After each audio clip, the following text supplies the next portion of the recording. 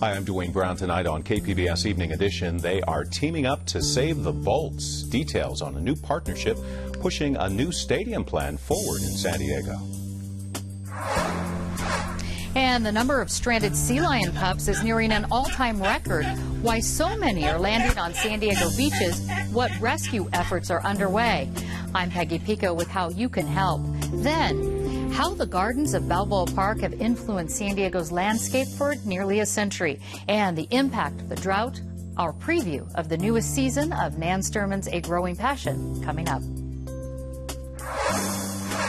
Also, signs that California voters think water is the state's most pressing problem. KPBS Evening Edition starts right now.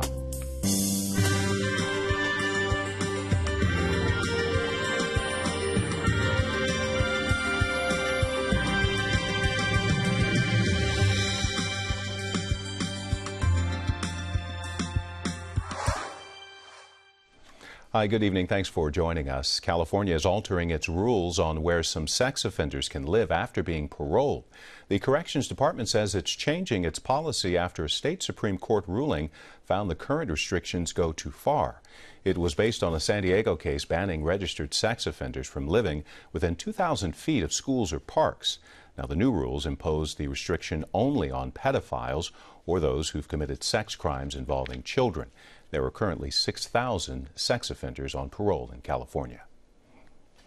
They hope it's a game plan that will keep the Chargers in town. The county and the city announced today they will team up to find a way to fund a new football stadium. KPBS Metro reporter Taryn Mento joins us with the latest proposal. Taryn, we got an inkling of this last week. What specifics did we learn today about this partnership? Well, the agreement is to hire experts on stadium financing who will help with the plan to pay for a new facility. The county and the city will each pay up to $250,000.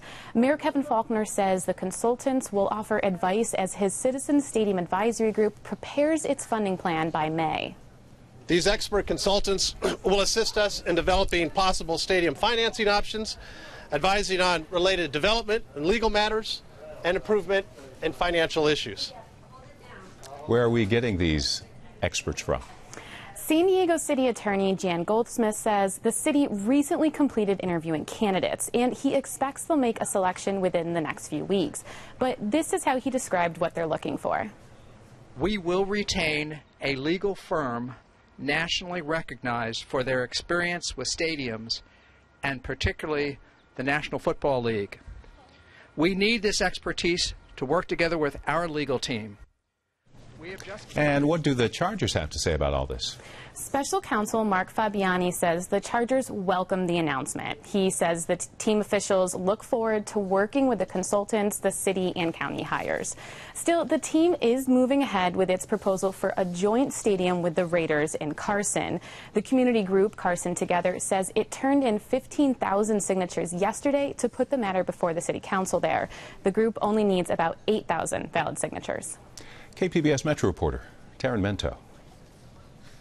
It's now heading to Governor Brown's desk, a $1 billion spending plan to help California survive the drought emergency, now in its fourth year.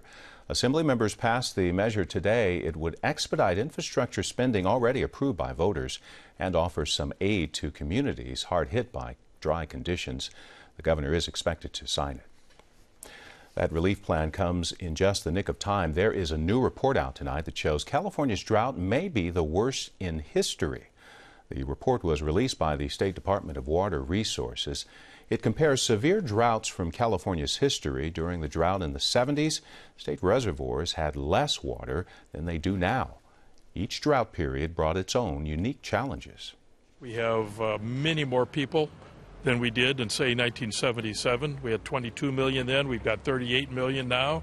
Agriculture has changed a great deal with a lot more orchards as opposed to row crops. So there's a greater demand on the water that is available. Next week, water officials will measure the Sierra snowpack. The snowpack usually provides about a third of California's water supply. A new survey shows more folks are beginning to worry about the state's lingering drought, as we hear from KPBS reporter Eric Anderson. Public Policy Institute of California researchers found that about a quarter of the people they polled called water the single most serious issue facing the state. That number has been going up as worries about the economy have receded in recent months. Pollster Mark Baldessari told me people who identify water as the state's most serious issue has been going up sharply in both of the past couple of years. Now, education, immigration, and crime are the other top concerns. About 6% of the respondents identified those. Now, the survey also found nearly two-thirds of the people reached by phone think the supply of water in their region is a serious ongoing problem. They don't think it's just a one-year situation or that problem is going to get fixed quickly. In Orange and San Diego counties, the number was even higher, hitting 71% of those who responded. The poll also found that two-thirds of the people asked think that their neighbors could be doing more when it comes to responding to drought. The results cut across regional, party, ethnic, educational, and economic groups. All thought there was more to be done to help ease the pressure created by a lack of water. Eric Anderson, KPBS News. Behind bars tonight, an Oceanside man and 3 others accused in the kidnapping and death of a baby girl found in Imperial Beach. We're now learning she may have been the target of a bizarre kidnapping plot.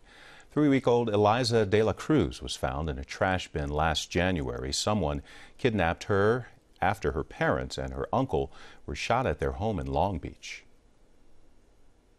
Officers released suspect drawings and security video last week. Detectives say Anthony McCall of Oceanside and 3 other suspects kidnapped the baby. They say another suspect, Giselle Angelique de Melian, wanted to pass her off as her own. It's not clear, though, why the baby was killed.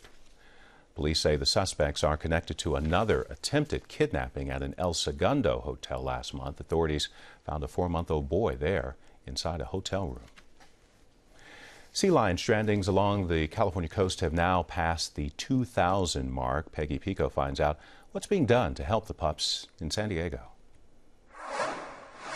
This is the second time in the last 3 years that hundreds and even thousands of sea lion pups have washed up on California beaches from Sausalito to San Diego. Marine mammal researchers say they might have a reason for the disturbing trend, which is putting a strain on wildlife rescue organizations. Here with the details are my guest, marine veterinarian Stephanie Van Watson with the National Marine Mammal Foundation and biologist Mark Lowry with the NOAA National Marine Fisheries Service. And Stephanie, you've been involved in recent rescue efforts. How old are these pups typically, and what kind of condition are they in? Sure. These pups are only 7 to 9 months old. They're weak, dehydrated, and malnourished. And are some of them sick as well? They are. They have a compromised immune systems, many of them because they're not getting enough nutrition. So some of them are carrying bacterial infections that are affecting them as well. And are there certain beaches, Stephanie, where more pups are being stranded? They are stranding throughout the coastline, so anybody should be aware along the Southern California coast that if you do see a pup, to be able to get help. Now, Mark, as we know, this has been happening over the last few years, it seems, and it seems like the numbers have been increasing. What's the working theory on why these pups are being on the beaches more? Well, right now it's because there's a lot of warm water, and that's a result of the upwelling has diminished or been greatly reduced from what there normally is during other years, and that's mainly caused by the winds, the northwest winds. Decreased in intensity. So this upwelling is a weather pattern, not a climate change, correct? No, the upwelling is basically cold, nutrient-rich water that's way deep, comes up to the surface. And that starts the food chain going. Okay. You start getting plankton, diatoms, and then goes up, the fish start eating, and it goes right up to the sea lions eventually. So then these sea lion mothers, the mothers of the pups, then they're going deeper into the ocean to get this food that they would normally get because the upwelling would be. Well, it's probably because what they normally eat is not as abundant, or it's moved someplace else, like maybe further north or further offshore. Or some species that just go down deeper. I see. So it is related to some weather pattern changes, and so it appears that these pups, mothers, are actually going deeper into the ocean. And is that a reason why they're being stranded, perhaps? We think it's a combination of things. So if mothers are gone longer, that's less time that they're spending. These pups should be nursing their moms. They shouldn't be out looking for fish and making it to shore. And then the other could be that the nutrients in the milk may be lower as well. I see. Now, SeaWorld has rescued, I understand, nearly 500 sea lion pups this year alone. They've released, I understand, 75 back into the ocean. What happens typically to a rescued pup, and how likely is it that a pup would be released back into the ocean? Sure. Well, the pups come into the rehab center and they get immediate attention. They get an assessment to say how malnourished are they, what kind of care do they need. They're getting hydrated, they're getting food. A lot of times it's called a fish gruel that they get fed, and then they'll be working their way through rehab. The success rate in 2013 was actually pretty high. More than 50% of the sea lions that came into rehab were able to get back, and it really looked like they did successful once they got released. This year we're standing by. More are stranding, and they're stranding earlier and younger. And so you need to rehabilitate them, not just physically, but teach them how to hunt and be able to survive going to these deeper waters? That's right. And those skills are really coming to them pretty naturally, but giving them an ability to be able to learn from each other, the pups, is just as important to chase those fish. What should you do if you're walking along the beach and you see what you think is a stranded sea lion pup? So you should keep your hands off and away. So as we mentioned, they do have compromised immune systems. They are carrying bacterial infections that can be transmitted like to salmonella, people. Like perhaps? salmonella, exactly, is a common one that's found. And then, according to the Marine Mammal Protection Act, it's also against the law to go in contact and interfere with marine mammals. So the best thing that they can do is call the hotline, and the Stranding Marine Mammal Hotline, and that allows the people who are trained and able to respond to be there. Okay, they can also bite too. They're hungry, they're scared, they're alone, they can also bite. What else can you do? You can call that hotline number that we just saw on our screen. What else can you do if you really want to help in this effort to understanding and helping the bigger process here? There is a fantastic way to help thanks to the Waite Foundation. They have kindly offered a matching grant for $25,000 for every dollar that somebody donates, that the public donates. They're going to match it dollar for dollar for up to $25,000. We have a goal of $50,000 to raise, and this is specifically to help respond to the immediate and urgent care of these sea lions. And people can find that information online on our website, kpbs.org. Veterinarian Stephanie Van Watson, thank you so much. And Mark Lowry, thank you. Great, thank you, Peggy. Those struggling sea lions also got help from SeaWorld, who put off their sea lion and otter show for 3 weeks to help with rescue efforts. But the show is back on. The marine park helped rescue over 500 sea lions. Two San Diego congressmen introduced a bill this week to make it easier for religious minorities in Iraq and Syria to gain U.S. refugee status. KPBS reporter Susan Murphy spoke with a Chaldean leader here who helped draft the measure. The bipartisan bill would give humanitarian help to religious minorities in Iraq and Syria who face persecution by the self-proclaimed Islamic State terror group. Those whose lives are threatened would be able to apply directly with a stamp of priority to the U.S. Refugee Admissions Program. Mark Arabo is spokesman for the Iraqi Chaldean community in San Diego County. He worked with Congressman Juan Vargas and Duncan Hunter on the bill. Currently, right now, the people in Iraq and Syria are not able to get visas. They're not able to process out of the country because it's too dangerous. This bill would reinstate and expedite the processing of these visas for ISIS, victims of ISIS.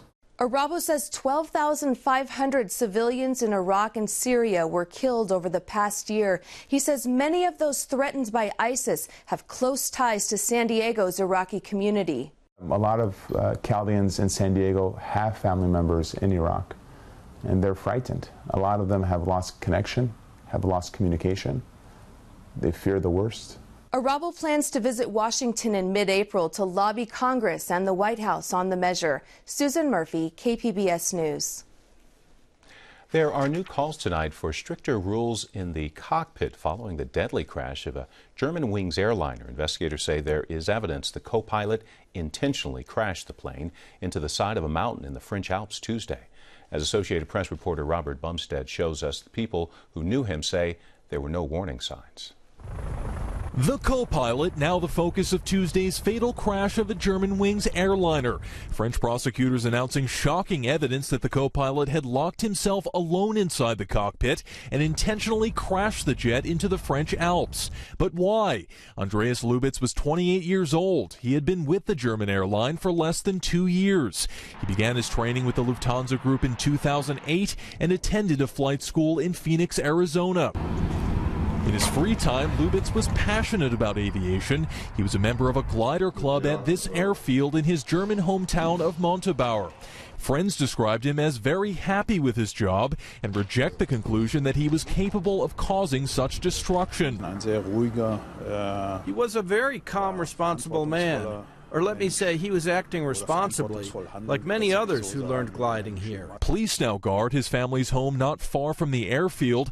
German officials say there is no evidence that he had a terrorist bent. Lufthansa has also told us that their regular security checks turned up no result on their side. That is why there is no indications of any kind of terrorist background. But Lubitz ultimately killed himself and 149 others aboard that flight. Unlike standard U.S. procedure following the 9/11 attacks that requires 2 people in the cockpit at all times, airlines in Europe do not have that requirement, allowing the reinforced door to be used as a barrier between Lubitz and dozens of helpless passengers and crew. Robert Bumstead, Associated Press. The latest revelations have spurred concerns over safety and flight protocol. Coming up on the PBS NewsHour, we will have more on the investigation that starts at 7 here on KPBS.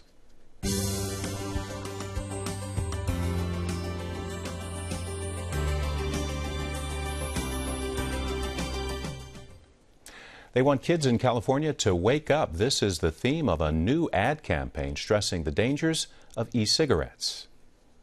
The aromatic annual called tobacco. State Department of Public Health rolled out these videos this week. Health officials say the goal is to warn kids about the dangers of vaping. The ad campaign also focuses on the role of tobacco companies. Up to 500,000 undocumented immigrants could be eligible for Medi-Cal coverage if President Obama's immigration actions take effect. That estimate comes from a new UCLA study. KPBS health reporter Kenny Goldberg joins us with more on the report from our North County Bureau.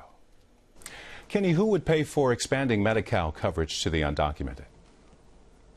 Well, the federal Affordable Care Act prevents undocumented immigrants from participating in any of the state insurance exchanges or getting federal subsidies to pay for health insurance. So if California wanted to expand the Medi-Cal program to the undocumented, California would have to foot the bill. However, the UCLA Center for Health Policy Research says the vast majority of these undocumented immigrants are under 45. And why is that significant right now? Well, that's significant because people under 45 tend to be healthier, and they tend not to have these kind of chronic conditions that can really run up insurance costs. So the researchers say that the average cost of insuring one of the undocumented immigrants is probably less than the statewide average. And then, of course, if you give more people preventive services, annual exams, that kind of thing, it will improve the overall health of California. And correct me here now, Kenny, if the president's immigration actions were to take effect, that wouldn't mean all of the immigrants who are eligible would actually be covered, right? That's exactly right. First of all, the immigrants would have to apply for the government's deportation delay program. They'd have to qualify for that. Then they'd have to pay a fee to apply for Medi-Cal, and they'd have to be willing to apply for that. And what we've seen historically is a lot of immigrants are reluctant to apply for government programs because they fear some sort of immigration crackdown on either them or family members. So there would be some barriers to overcome. KPBS health reporter Kenny Goldberg. Support for legalizing marijuana is growing. A poll released this week finds 55% of likely voters in California say marijuana use should be legal. The findings come as there is talk of renewing efforts to legalize marijuana statewide. Over 1,000 people were surveyed. Pollsters say support for legalizing marijuana is at its highest point since the survey started back in 2010. A California researcher says marijuana growing operations in Northern California are using so much water they are hurting endangered species. Scott Bowers studied 4 watersheds that had both critical habitats and compassionate use farms. He says cannabis growers diverted so much water for their crops that streams in 3 watersheds dried up. This is devastating for endangered species that need to live in streams before they head to the ocean to mature. The 3rd season of the KPBS series, A Growing Passion, with garden expert Nan Sturman, starts tonight at 8. Peggy Pico has a preview of the first episode's spectacular gardens of Balboa Park. This season's A Growing Passion starts with a visually stunning botanical trek through Balboa Park's gardens now and 100 years ago. It's in celebration of the park's centennial. Joining me with more on the park's flora and its lasting influence in San Diego's landscape are my guest, Nan Sturman, host of the show, and Balboa Park Ranger Kim Duclos. Welcome. Thank you. Nan, the upcoming episode showcases a rather quick and beautiful transformation from this shabby little, scrubby little mesa into Balboa Park and the gardens in there. Tell us a little bit about the variety of flora that was brought in for the exposition. Oh, the plants that were brought in for the exposition, there were thousands of different kinds of plants, and they came in from everywhere. They came in from nurseries. They even came in, they got chrysanthemum cuttings from the gardens of little old church ladies who lived in the community. It was a huge effort to propagate millions of plants for that exposition.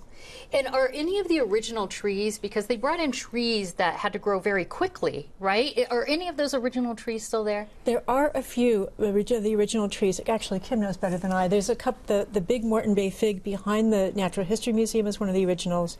And then some of the fig trees in the Alcazar garden are original. Anything else, Kim? There are some Canary Island date palms that probably were dug up from other people's yards. As Nan mentioned, almost 20% of the garden's material came to us from other people's gardens. Right now we're looking at that Moreton Bay fig tree in front of the Natural History Museum. It's been a favorite for decades.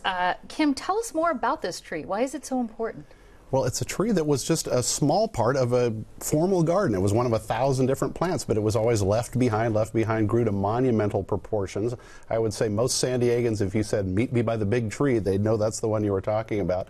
When I was a kid, you could climb in it. We had to fence it off some time ago. Everyone thinks to keep kids like me from climbing in it, but it's actually because its really fragile root system was impacted by so many people wanting to get near the tree that it was literally dying in the late 80s. So we fenced it as a last-ditch effort, and it's actually come back stronger, and we are probably going to move the fence out even more to accommodate its tremendous growth.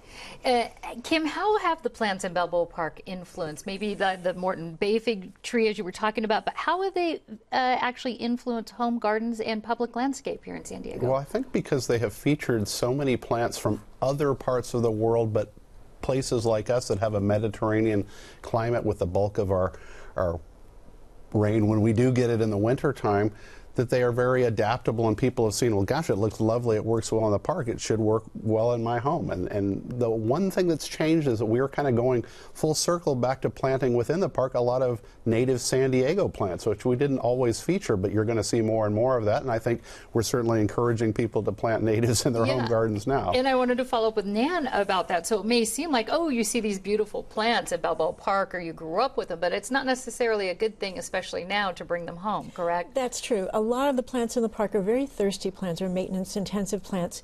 And while they're beautiful in the park, they belong in a park because a park is where many, many, many people can come and enjoy them.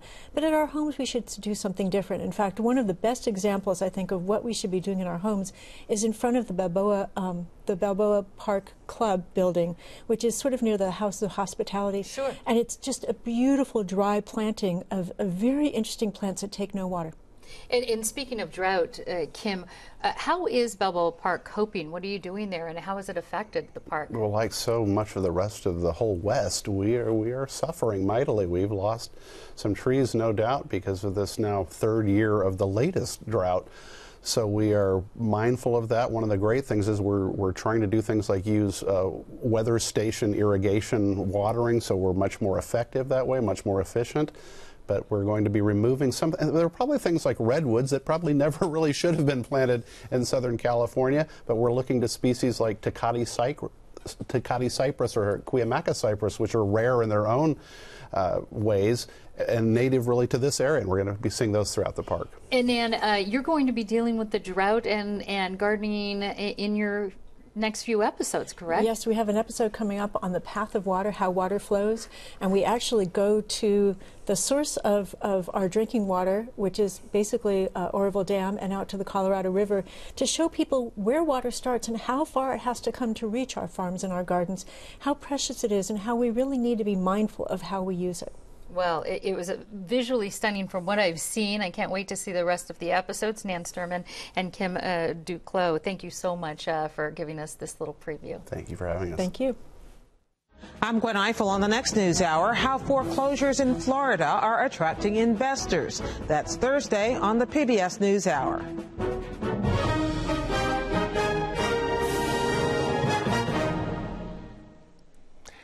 Getting ready for takeoff, Red Bull is looking for anyone with mad paper folding skills. It's hosting a contest at UC San Diego next week for people who can make a paper plane soar.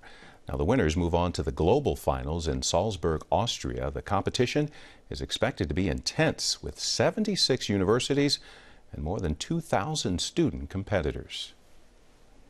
Well, we are well above normal for this time of year temperature-wise, and it will feel hot here in San Diego this weekend. We're looking at 70s and 80s along the coast as we head towards Sunday. Sunny for the inland valleys with temperatures there mostly in the upper 80s tomorrow, then cooling down as we head towards Sunday. A bit cooler, though, in the mountains with temperatures in the mid-70s, upper 60s by Sunday, 90s in the desert.